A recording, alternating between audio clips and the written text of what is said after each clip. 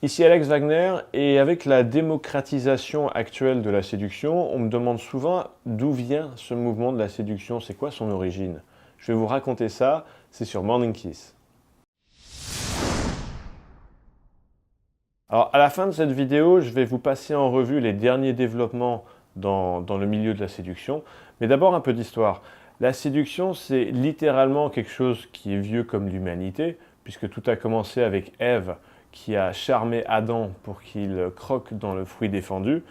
Et si on passe rapidement en revue certaines étapes de séduction, je peux citer dans l'Odyssée, 300 ans avant Jésus-Christ, eh ben, il y a Ulysse, les sirènes plutôt, qui ont tenté de séduire Ulysse. Ensuite, si on remonte à moins 100 avant Jésus-Christ, bah, Cléopâtre a séduit Jules César et Marc-Antoine. Ensuite, œuvre majeure de Ovide, en l'an 1 après Jésus-Christ, c'est L'Art d'aimer, ouvrage de référence sur la séduction. Et je peux citer aussi Casanova, au XVIIIe siècle, le fameux collectionneur aux 142 conquêtes. Et juste après, bah, le mythe de Don Juan, qui est à la fois une œuvre de Molière et un opéra de Mozart. Maintenant, on passe sur les temps modernes. Et les temps modernes, bah, la séduction, ce qu'on appelle le mouvement de la séduction, date d'à peu près entre les années 80 et 2000, ça s'est créé, à une époque qu'on appelle la troisième vague de féminisme, caractérisée par les femmes qui prennent une place nouvelle dans la société, un peu à l'instar de Carrie Bradshaw. Vous savez, c'est l'héroïne de la série américaine Sex and the City. Carrie Bradshaw, qui est une femme indépendante, moderne, libérée, et qui a inspiré toute une génération de femmes pour faire pareil. Le souci pour certains hommes, c'est que par rapport à ces femmes modernes et libérées, indépendantes, qui prennent une nouvelle place en société, c'est que certains hommes ont du mal à se positionner par rapport à ça, puisqu'ils n'ont plus aujourd'hui, les hommes, le monopole de la prise d'initiative en séduction. Donc ça peut être un peu intimidant. Il s'agit pour certains hommes de redécouvrir ce que ça veut dire d'être un homme viril aujourd'hui.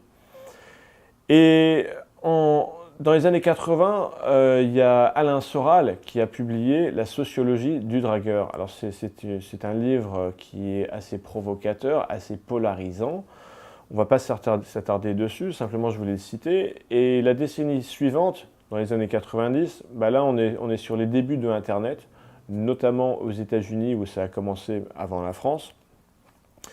Et aux États-Unis, dans les années 90, il y a Ross Jeffries qui est un petit peu considéré le père fondateur de la séduction moderne.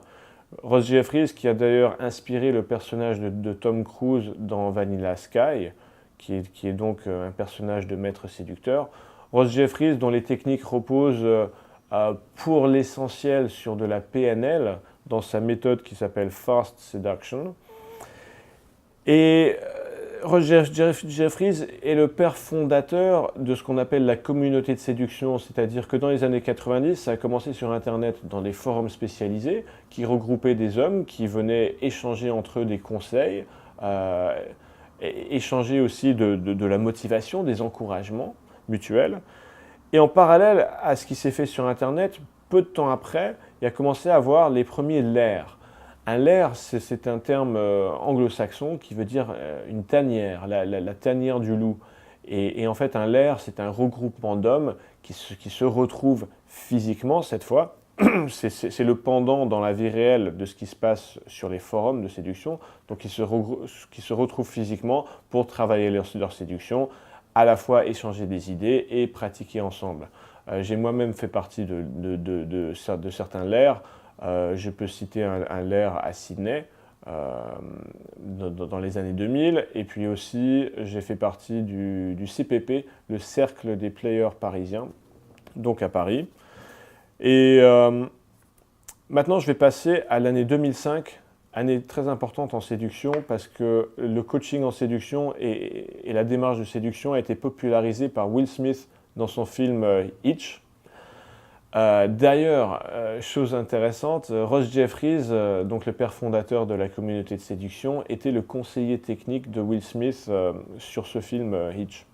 La même année que Hitch sort The Game, livre écrit par Neil Strauss, qui est devenu un best-seller mondial et qui a donc décrit le parcours autobiographique de Neil Strauss, qui était simplement écrivain à l'époque et qui est devenu une référence en séduction, une sorte de gourou de la séduction, au contact de diverses autres figures emblématiques du milieu. Je peux citer par exemple Mystery. L'impact qu'a eu ce livre The Game a été très fort parce qu'il a permis à des millions d'hommes sur toute la Terre, y compris moi-même, de découvrir une chose fondamentale, d'avoir une révélation fondamentale qui est que la séduction, c'est quelque chose qui s'apprend. Ça, c'est extrêmement important. Maintenant, ça ne veut pas dire que la séduction telle qu'elle s'apprenait en 2005, elle est la même aujourd'hui. Je veux dire, il s'est écoulé plus de 10 ans depuis la sortie de The Game. À l'époque, il s'agissait d'acquérir des techniques de séduction, d'empiler technique après technique, finalement de faire semblant d'être quelqu'un qu'on n'est pas, dans le but de berner les filles pour coucher avec elles. Donc c'est une démarche que je pourrais qualifier de manipulatrice à l'époque, ce qui n'a rien à voir avec ce qui se pratique aujourd'hui. Il s'en est passé des choses en 10 ans et aujourd'hui, il ne s'agit pas tellement d'empiler des techniques, mais bien au contraire de retirer des couches de croyances limitantes pour devenir encore plus qui on est profondément à l'intérieur. C'est-à-dire de laisser s'exprimer naturellement le noyau masculin que tout homme a à l'intérieur de lui. Donc là, on n'est absolument plus dans de la manipulation, rien à voir. On est dans une démarche qui est pérenne, où les deux parties vont trouver leur compte et qui ne va pas juste être valable évidemment pour coucher avec une fille, mais aussi pour créer une relation derrière, puisqu'on est dans une démarche authentique. Et c'est ça qui fait que c'est pérenne. Maintenant, les tout derniers développements dans le milieu, je dirais que c'est une certaine noblesse qui arrive sur le secteur, c'est-à-dire que je vous ai dit qu'il y a 10 ans, c'était un petit peu manipulateur, probablement un petit peu misogyne. Aujourd'hui, la séduction est en train de regagner ses lettres de noblesse.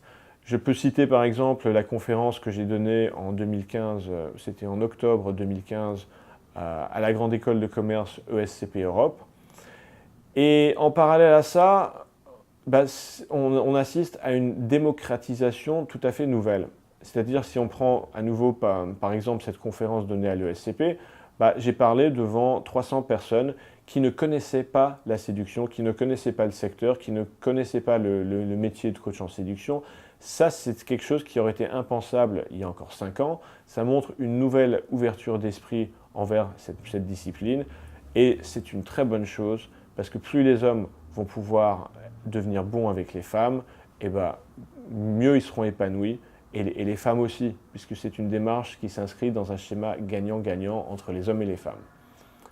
Et sur ce, je vous dis à bientôt.